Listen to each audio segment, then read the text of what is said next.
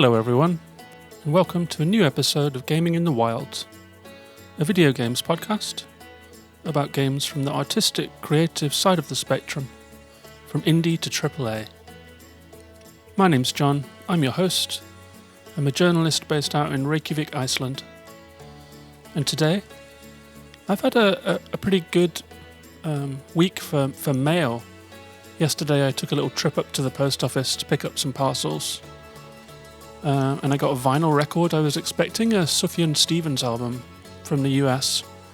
But when I got home, I opened it up, and it was a beautiful Technicolor double 12-inch record that I'd forgotten that I ordered from I Am 8-Bit. And it was the Sayonara Wild Hearts soundtrack. It's a really beautiful game. It's one of my favourites of recent times. Just a really joyful, neon, high-speed, emotional, kind of on-rails arcade game.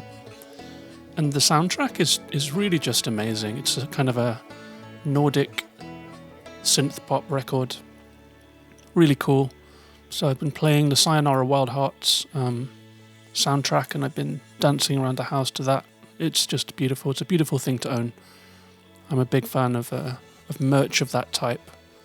And increasingly of video game music. There's so much good stuff going on.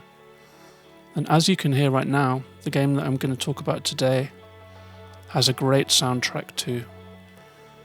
It's a 2019 Game of the Year type game, an indie game called Outer Wilds. And I've had a really interesting time with this game over this last week. It's been the kind of game where you play it until you go to sleep, and then you wake up thinking about the game world again. It really just took over my life for a couple of days, you know. I think I played it for 5 or 6 days and did a few hours each day, ending up at about 25, 26 hours of play. And there were high points and low points. There were, quits, and then there were huge moments of victory and breakthroughs and epiphanies. It's a really special game, and I'm really excited to talk about it today. It's the most notes that I've made about a game since Last of Us 2, I think. It's also a game that is based around a big mystery, and so I'm going to try and make this spoiler-free. Maybe there'll be a little spoiler break at the end. We'll see how we get on. And I think I will create a patron-only episode for my followers and subscribers on Patreon. So if you're a regular listener of the show, or if you're a first-time listener even and you enjoy the show, you can head over to patreon.com/gaminginthewild, where you can support the show for as little as $3 a month. And for that price, you'll get weekly e-store recommendations of great games that are on sale.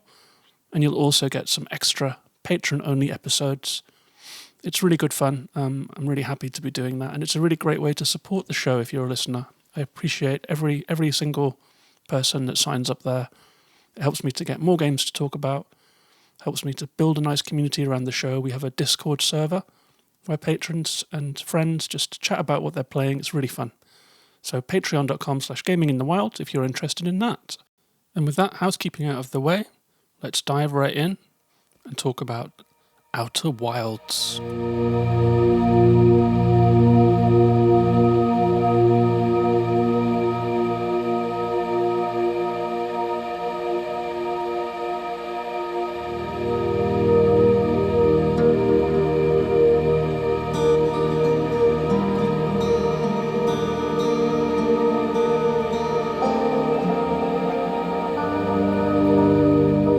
So this game has been on my radar for a while, and I'm sure it's been on a lot of your radars too.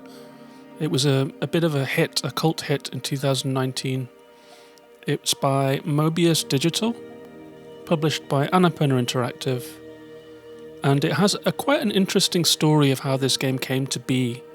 It was started as a college project, led by Alex Meacham, and it was developed by him and a group of fellow students up until 2015, when they released an alpha version of it, which went on to win the Seamus McNally Grand Prize at the Independent Game Awards. Quite a big achievement for a completely independent game. It really just caught everyone's attention with its design and concept. And it went into a period after that of fielding some interest. Masaoka, who is an actor who you might know if you've seen Sense8, he's in that show. He had started a games company called Mobius Digital, and he hired the whole team who had been working on the game to try and bring it forward for release. That included the lead designer's sister, Kelsey Meacham, an art director called Wesley Martin, and Andrew Pralow, who made the soundtrack. And they ran a crowdfunding campaign on a platform called Fig, which I hadn't heard of before, but it's a video game crowdfunding platform. They hit their target. They moved into production. And then in 2018, Annapurna came in. They bought out the rights from Fig, and then they negotiated for the final release to come out on Game Pass and on Epic Game Store and PS4. In 2019, it was released, and it was a critical success.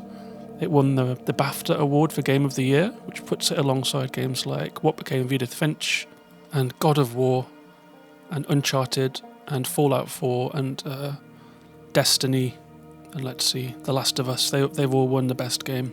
So it was in some really esteemed company to win that award. It was a big breakthrough for the game. I think it was an unexpected winner. There were a lot of good games up for it that year. I had guessed that Control might win it, but also Disco Elysium, Luigi's Mansion 3, Sekiro, and Untitled Goose Game were all nominated in the Best Game category, so it really was an outside winner and it surprised a lot of people. It also won the Best Indie Game at the Golden Joystick Awards. Polygon and Eurogamer named it their Game of the Year, and it got shout-outs from The New Yorker and The Washington Post, so it was really hitting the games media and the wider media. And having played it now, I can see why people were attracted to it so much. It was a little critically divisive, though. I've looked at Metacritic here. It's got an 82 on the PS4 and an 85 on other systems. And it sounds like it had some technical issues at launch, but I didn't suffer any of those. It ran fine when I played it through on my PS4. But also, I mean, the critics' reviews are a little split. You know, it runs from 6 through till 10, roughly. And I've pulled out a couple of quotes here that I thought were quite interesting. Video Chums gave it a 6 and said, "Enjoying Outer Wilds depends on your willingness to read guides and discuss the game online." So this guy clearly had a lot of trouble with the puzzling on it, which I can understand and we'll get into later. He says, "Otherwise you'll probably feel like you're regularly hitting your head on a brick wall as you try to make an inch of progress." Push Square gave it a 7 and said this is a game that presents itself in a unique way and trusts you to put together its compelling mystery without assistance. So they were expanding on that theme and maybe had a little more success. Critical Hit gave it a 9 out of 10 and said Outer Wilds is a monumental success in game design and storytelling and should be experienced by anyone who sees the value in immersive interactive storytelling. And then finally we have Slant, who went all the way with 5 stars and said Outer Wilds is a wondrous maze of infinite, breathtaking possibilities. It's a rare adventure game in which the journey is more of a reward than the destination. So the critical response was split and seems to depend on how willing the reviewer in question was to engage with this radically free-form game structure. It's one of the least handholdy games that I've played. You have to kind of learn the language of the game as you go. And I can sympathize and understand every single one of those reviews from the 6 to the 10. I experienced all of those things during my playthrough too. I had some moments of mind-blowing wonder playing this game and some moments of head-holding frustration on having to repeat sections and things like that. So, you know, it's a game that is going to be divisive. It's not a game that's going to be for everyone.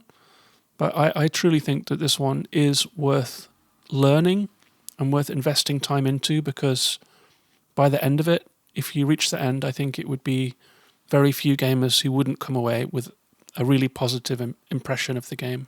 So that's the story of the game, how it came into being, how it was received.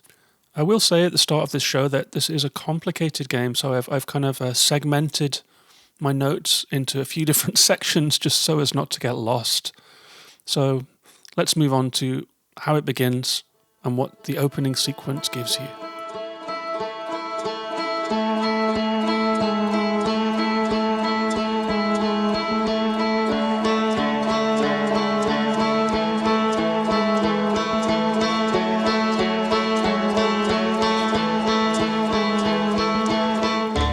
So The Outer Wilds is a space exploration adventure with what I've called here a dispersed narrative, meaning that there are hundreds of narrative points, all of which are interconnected but isolated. So you find them one by one on several different strands of plot, and it's up to you to piece it together. The game has a really interesting setting and environment. For an exploration game, it's not realistic. It's not like Breath of the Wild where you feel the wind in your hair, or like Horizon Zero Dawn where you can kind of taste the fog and you can see animals scurrying around and it feels vibrant and alive. It's very different. It's appealing in a different way. It's a very imaginative galaxy that you get to explore with a really interesting cast of characters. It's internally consistent and ingenious in design. And I've tried to triangulate a couple of influences. The vibe of it reminded me of Firefly, the TV show, if you've seen that one, in that it's kind of outback sci-fi. Like the ship is made out of wood and metal, and the town is very rustic and rural, foresty, where you begin. But it's also like No Man's Sky. You know, you take off from your planet and exit the atmosphere, and there are several other planets to explore, 5 other planets and 1 comet orbiting a big sun. And as you travel through this galaxy, you pick up your clues. They appear in your ship computer, and over time you start to see a picture coming together, like painfully inch by inch at times, but the big picture slowly swings into focus. Others have compared this to Obra Dinn, but I haven't played that game, so I can't comment as to that. But in terms of the clues and the mystery, that's a reference point that a lot of people have used. And the game begins when you wake up by a campfire.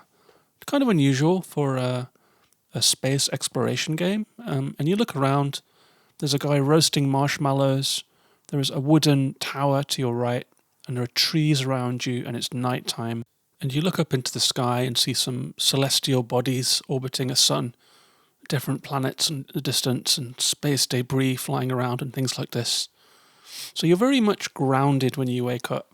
Your companion at the campfire is called Slate. He's a space engineer who's built a spacecraft that you are going to be flying. It's your first space flight, the day of your first flight. And before you can take off, you need to go and pick up the launch codes. And so I can talk about the first 20 minutes of the game and fill you in on just a couple of the mechanics and stuff without getting into any of the spoiler territory. So you move up through the village. It turns out that you are part of a race called the Hearthians, and that's a blue-skinned, four-eyed, pointy-eared, genderless race. That your planet is called Timberhearth, that you are a rural, subsistent species that lives in a forested grove. But this village and this entire species also prides itself on space exploration. There are several astronauts up there in the stars, and you are about to join their ranks as the newest astronaut of the Hearthian race. And so as you move around, there are kids looking up at the stars. There is a little remote-controlled drone that you can play with and try and learn to fly. It's very difficult. The first time I tried to control it, I flew it down a geyser into the center of the Earth, and it got jetted out into space again. And the little kid that's kind of minding this thing says, "Are you sure you're going to be okay with the big one?" And so he's giving you a little taste of the fact that this is the kind of controls that your ship is going to have. And it will turn out that your ship is like more like a moonlander than a rocket. So you have to think about gravity and orientation and things like that as you're flying. On your way up the valley, you also meet some kids that want to play hide and seek with you.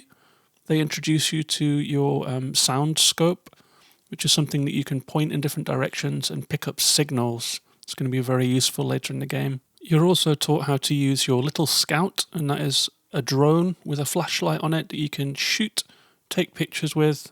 So you'll be able to shoot that into dark caves and so forth. It's another useful tool that you have in your arsenal. And there's one final tutorial that takes place in the Zero-G cave, where you meet someone who says, "Can you help me out? I need someone to go into the Zero-G cave and fix this satellite." And this is a little preview of what it's going to be like in space. You have Zero-G, you can rotate in 360-degree movement. It's at first very hard to kind of get your bearings. It's just tough. You have to think about the gimbal, you have to think about spin and your proximity to other objects and how to move around in a zero gravity environment with thrust and so forth. That's going to be a big challenge for the game, is learning how to maneuver. I think they call it zero gravity perambulation. And then finally, you get to the observatory. This is where your launch codes are. And there is a museum there that explains a little bit about the galaxy. When I was first playing this game, I rushed through the museum and thought, oh, that's cool, and just got my launch codes and ran out to the ship because I was eager to take off, as I guess a young pilot would be. And in No Man's Sky, I felt the same. I was dying to get off the ground. But when I came back to that museum after finishing the game, I realized that each exhibit is giving you a really important fragment of information. And I wished that I took my time a little bit at the start. I think that that's a big tip for this game going into it, is that every detail matters. Every little fragment of information that someone gives you in speech matters. In the museum, you'll find a quantum crystal. You'll find fossils of an old civilization called the Nomai that predates the Herthians but is long gone. And you'll find, documents and exhibits about the lifespan of suns and the way that the galaxy is formed. And the head astronomer is working on theories of the universe that are kind of a few steps behind where we are now as humans. And so you get the feeling that this species is kind of a spacefaring race that likes to sit by the campfire and play music, but also to get out there and try and understand what's going on in their own solar system, research this previous race of the Nomai. And so that's the kind of setup. It's very charming. That mixture of kind of campfire atmosphere and spacefaring wonder is great. And then off you go to your spacecraft. In you hop, put on your spacesuit, buckle up, and off you go into space.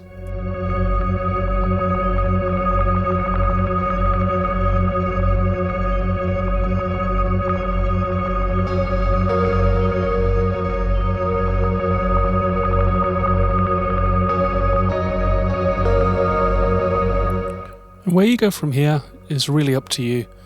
You get a couple of kind of quite basic, easygoing prompts of things that maybe would be of interest. You can see a big gas giant in the sky near you. That's where I went first. But there are 5 different planets to explore. There is the comet with an elliptical orbit around the sun also. You can fly anywhere, you can do anything. If you can see it, you can probably land on it, and there is going to be something there to find. And that is the gameplay of Outer Wilds, basically. You're free to wander the solar system. You're free to land anywhere you like. You're free to kind of pick up little clues. There will be like inscriptions from the Nomai. There'll be planets with very unique geographical circumstances that you have to navigate. There'll be ruins. You can find the other astronauts that are out there, the other Harthian astronauts, and talk to them. And everywhere you go, there is like a breadcrumb trail leading just in all directions. And the information that you find is quite well organized for you. There is a ship computer that documents all of your finds. Like when you find something cool, a little text appears on the screen saying ship log updated. So you can head back to the ship. You have to watch your oxygen, you have to watch your jetpack fuel when you're out and about. But when you get back to the ship, they recharge. You can head to your ship computer and you can see all of the information that you found, kind of like a case file for the game. And you can start trying to piece together some of the puzzles of this galaxy. And that's about as far as I can go in talking about this game without getting into spoiler territory. I've been treading carefully. This is all just kind of context and gameplay and the introduction. I haven't talked about some of the main central concepts of this game because it's really better for you to experience them for yourself. So I think I can't really talk about the rest of the game without spoiling it. So I'm going to give you a spoiler break here. I will probably do a Patreon podcast that talks about the end game for people that have played right through to the end and want to hear my take on the big questions of this game. So if you're leaving now, thank you for listening. head over to patreon.com/gaminginthewild if you'd like to join up there. You can also find me on Twitter, Instagram, Twitch. I'm definitely going to stream some of this game in the next couple of days just to show people firsthand what it's like. It's Gaming in the Wild on all those platforms. Thank you for listening. I really do recommend experiencing this game for yourself. So if you've got any chance of playing it, then skip the next part. And if you're sticking around, you've played the game already, I assume, then I'll be right back.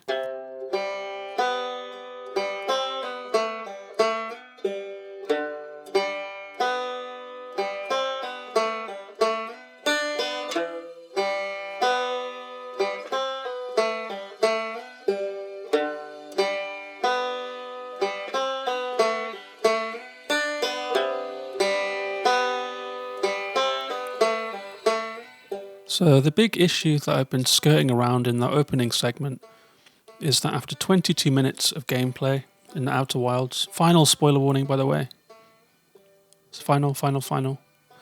The sun of the galaxy contracts and then explodes in a supernova, wiping out everything, including you.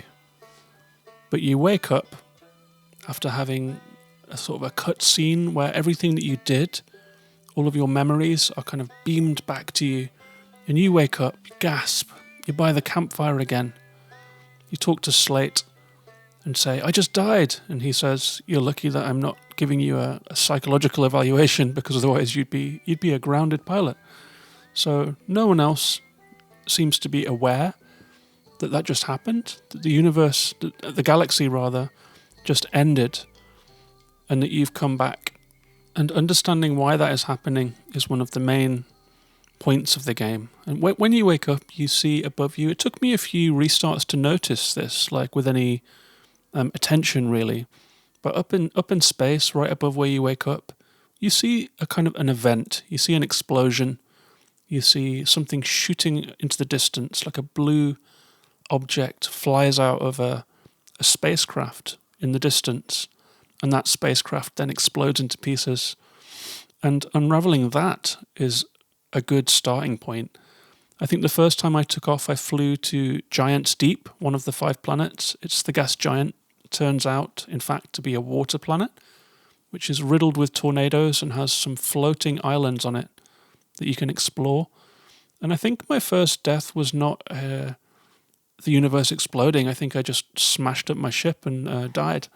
Because you can die in many ways in this game, but most of them will just land you back at the campfire. But that spacecraft that you see at the start is a big clue. It's a good start in understanding the Nomai and understanding what is happening to your galaxy. And I went through some sort of peaks and troughs with this game. There were points at which I'd found a few fragments of information that really made me light up. And I really felt like I was dying to get into the galaxy and explore further and find as much as I could. But I hopped around a little bit and explored here and there, and then kind of looked at my ship's computer and saw the flow chart starting to emerge. And then there were points at which I felt like there were so many directions that I could go in that I really didn't know where to go, and I felt very disorientated and kind of down within the game. But I was always drawn back to it, so this happened a bunch of times. There were times at which I'm thinking, oh my god, this game is just immense work. And then there were times at which I was thinking, God, I wish that there was more guidance. I wish that there was more to go on. And the game kind of demands an unusual amount of you as a player. Every bit of information matters. Every item on the flowchart matters. And not only does it matter that you find it, but it matters that you hold it all in your mind, that you manage to juggle all of these different plot threads. You know, it will turn out that there are 4 different major elements that you're going to have to unravel to fully understand the whole picture of the game.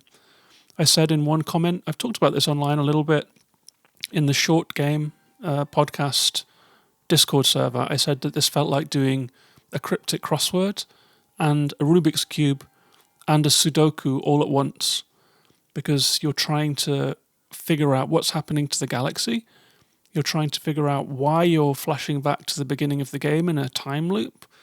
You're trying to figure out who the Nomai were, how the Harthians relate to them. Why are the Nomai extinct? Why does their technology seem to be triggering at this moment when they've been gone for a long time? You can find their bones around, and you can find their buildings crumbled and collapsed. You can find their settlements and their technology lying around in disorder, but some of it is still working. But why is it working now? And so there's just so much that it can feel like you're kind of grasping at straws. And you really have to power through that feeling if you're going to get further into the game.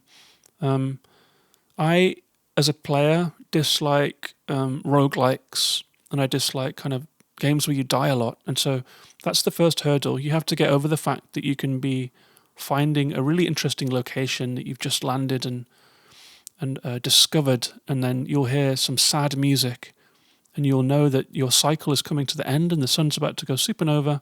You're going to have to start again. You're going to have to fly back to where you were.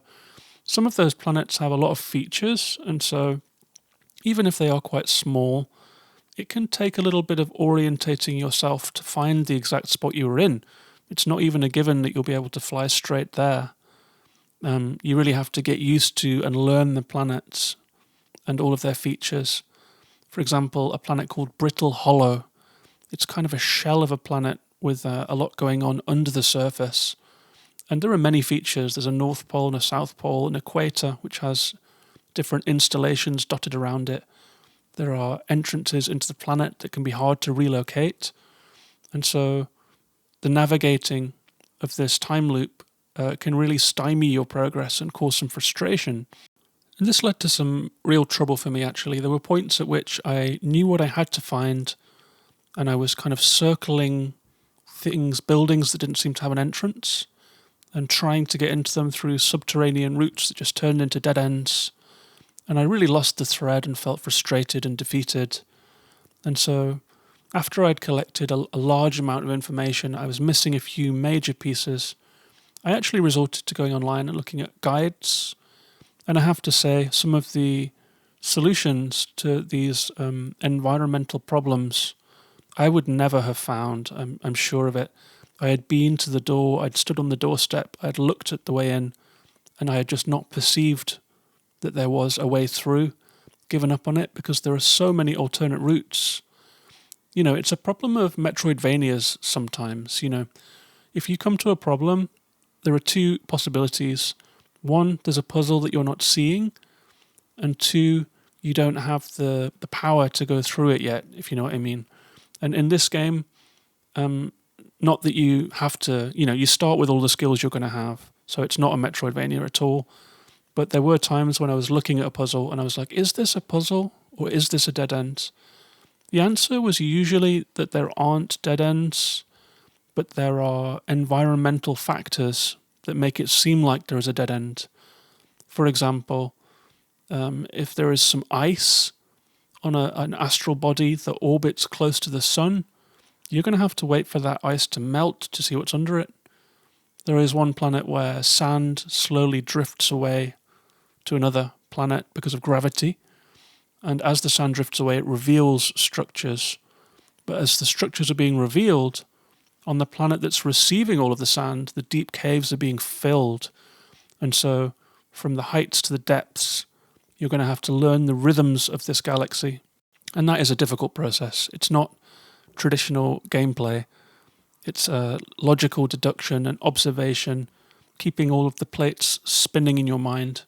And it's very challenging. I think this is a deeply challenging game that requires a mental capacity that will come naturally to some players and not to others. I felt pretty stupid sometimes in this game. I felt lost other times when I'd kind of discovered big secrets and solved environmental puzzles. I felt triumphant, but there was real peaks and troughs. It wasn't easy sailing, if you know what I mean. But by the time I got through to the end of the game, I have to say that looking back on it now, I think it's a hugely accomplished game. When I finished it for my one finish a week tweet, I described it as a cozy cast that accompanies you on a grand sci-fi adventure with radical freedom within set parameters.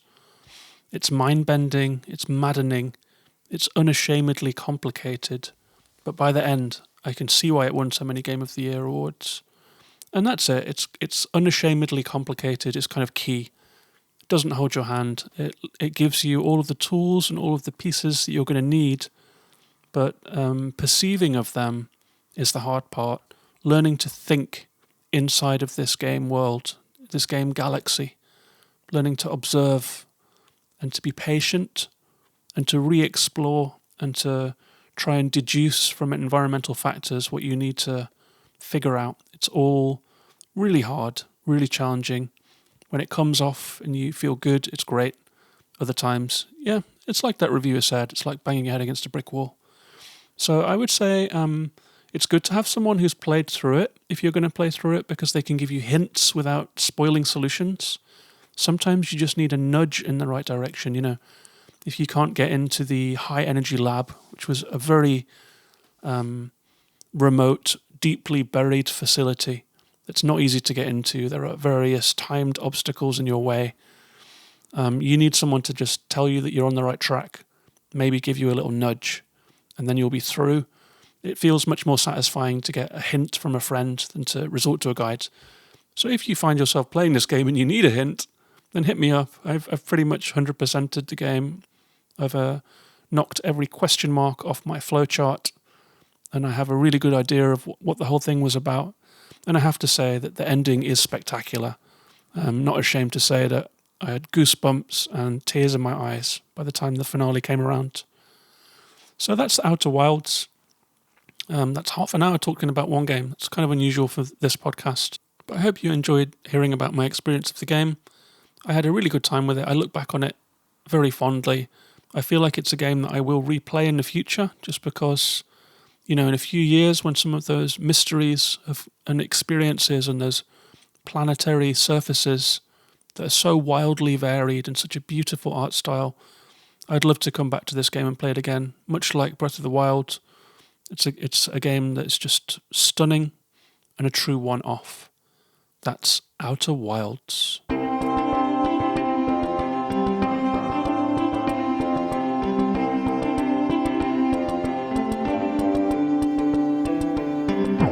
So that's our show. Thank you very much for listening. Outer Wilds was really a spectacular game. I see why it gets so much love. It's a real original. I downloaded a couple of other games recently. I got a recommendation for a game called Shape of the World. And I downloaded 80 Days. It was just on a deep sale on the Nintendo eShop. And also Paratopic. If you own Motor Rush, that motorbike racing game that's always like £1.50. I think everyone probably owns it because it's just something to try from the e-store. Then you can get Paratopic for £2 currently. And that seems like a good deal. My friends over at the Short Game Podcast gave that a really positive write-up. It's a short retro horror game. Not my usual genre, but it sounded intriguing. But I think after the intense mental workout of the Outer Wilds, I think I want something a little more easy, something a little more traditional, maybe a relaxed walking game, or like I've been thinking about dipping into Fallout or Bioshock or something like that, just to explore some classic sci-fi games that are perhaps a little more traditional. So I'm going to be trying those, but before I move on to those, I think this week I will Twitch stream some Outer Wilds, so just a little walk along the opening area and perhaps just a small amount of space tourism, just to give an idea of what the game's all about. So I'll be over at Twitch TV/Gaming in the Wilds. You can also find me and have a chat about the game or whatever's on your mind at Twitter, Instagram, YouTube, all those places, Patreon too. Thank you very much for listening. I'll be back with a new episode next week. Take care of yourselves and each other. Bye-bye.